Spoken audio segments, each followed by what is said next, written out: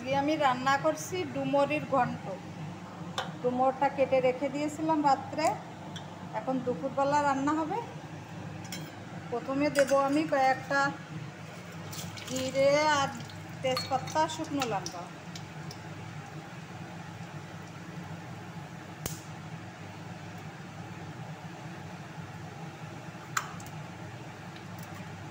এরপরে দেব রসুন আর পেঁয়াজ একসঙ্গে।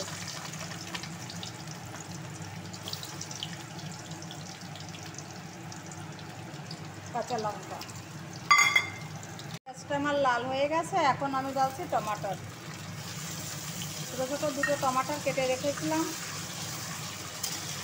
বাচ্চারা এইভাবে রান্না করলে খেতে খুব পছন্দ করে, বাচ্চাদেরও খুব পছন্দ ডুমুরের ঘন্ট। এরপরে দেবো আমি নুন,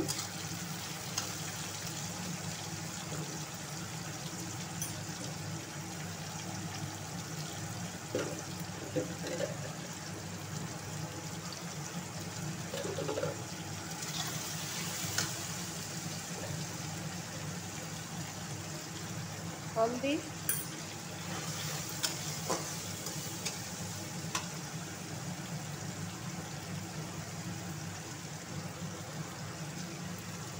অল্প একটু শুকনো লঙ্কা,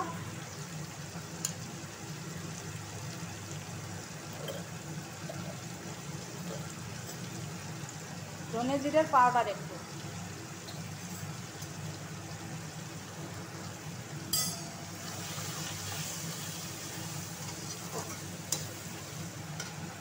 এরপরে আমি ডুমুরটা ঢেলে দেবো। মশলার মধ্যে ভালো করে ভাজি করবো ডুমুরটা, তারপরে আমি হালকা একটু জল দেবো।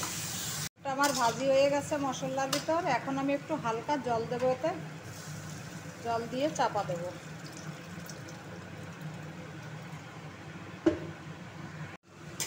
ডুমুরটা আমার গলে গেছে,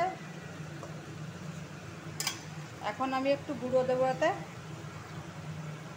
চালের গুঁড়ো,